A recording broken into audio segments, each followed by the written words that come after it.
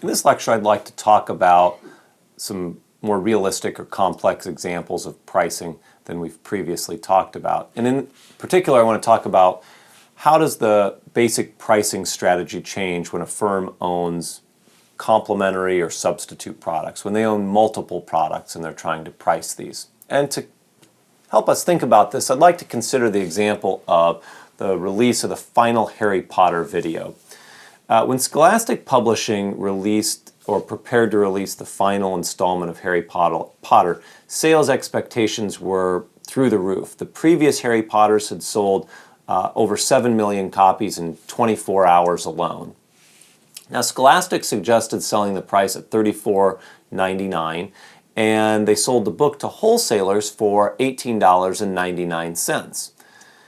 Now, instead of following the advice that we've talked about in the past and pricing the book at the point where the actual markup is equal to the optimal markup, which is the inverse of the demand elasticity, many very sophisticated retailers like Barnes & Noble or Costco or Amazon or Walmart priced the book at less than $20. Why were the prices so low, so well below the price recommended by Scholastic and presumably below the profit-maximizing price? Well, one of the reasons, and we've seen this before, is that these retailers were attempting to attract new customers.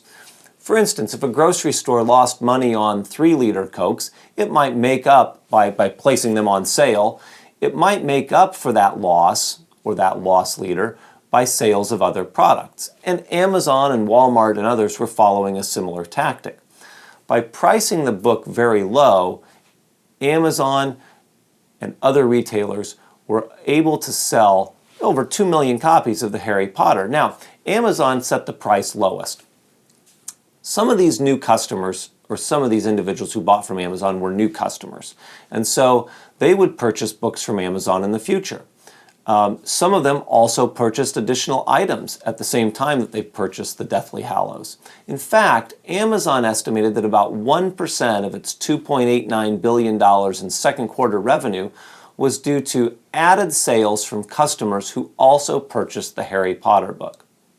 Now, both when a grocery store takes a loss on one item to get people in the door, or when the Amazon is selling a book at below the quote-unquote optimal price.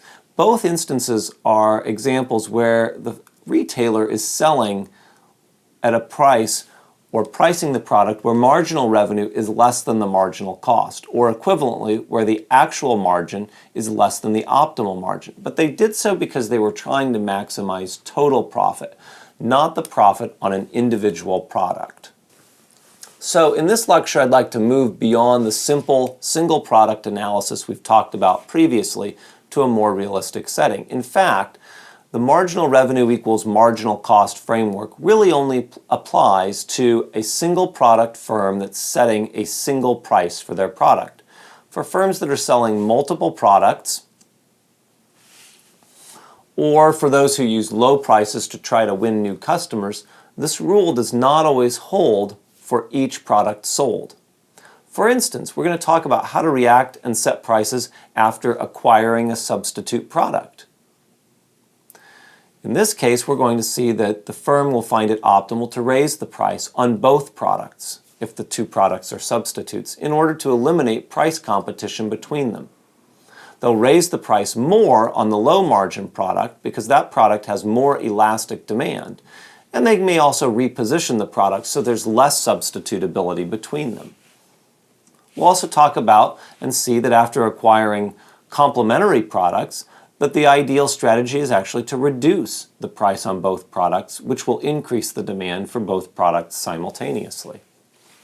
So to consider the pricing of commonly owned products, let's use marginal analysis, and let's consider an example where a nearby rival video store is acquired. So we've got two video stores, and one is trying to acquire the rival. And the question that I'd like to pose is, how does this change the price of video store rentals at each store?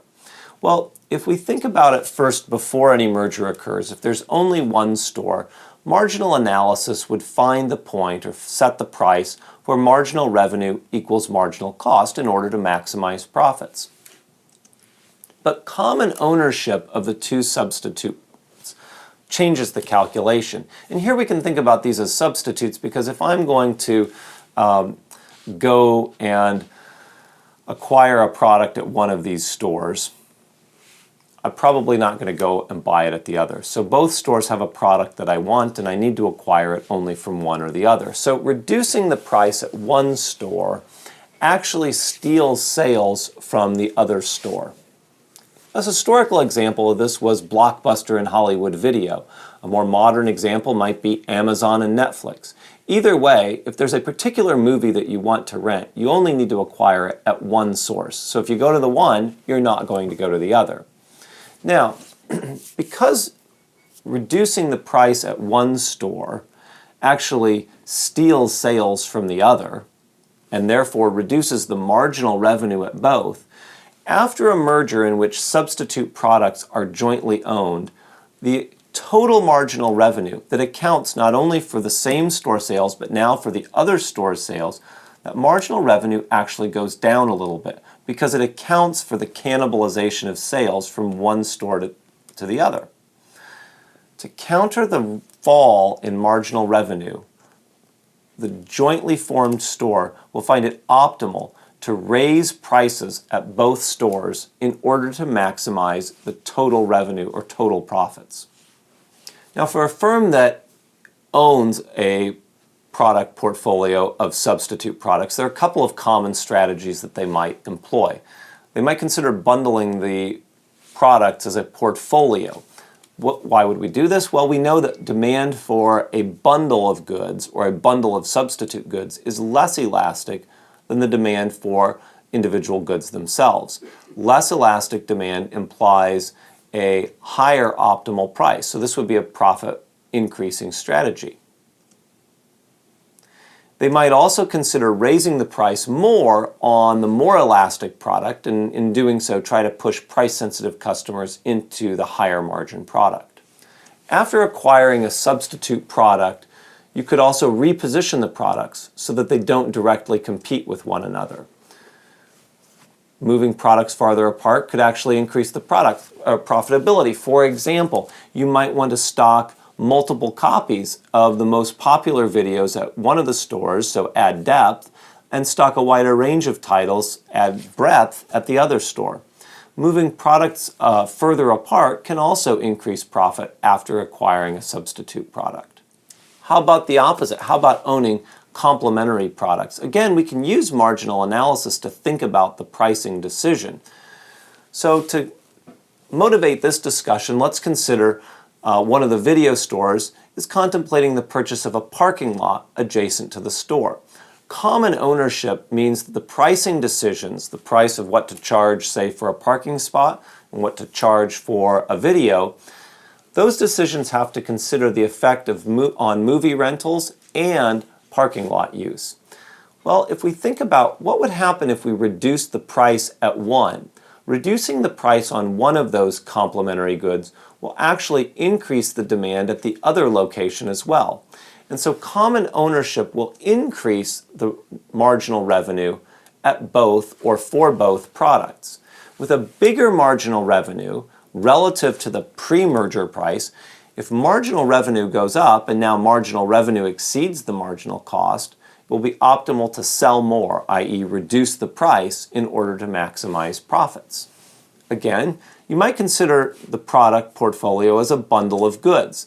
Demand for a bundle of complements is actually more elastic than demand for the individual products, and more elastic demand implies a lower optimal price. I'd like to thank you for listening to this discussion on the pricing of commonly owned substitutes and complements.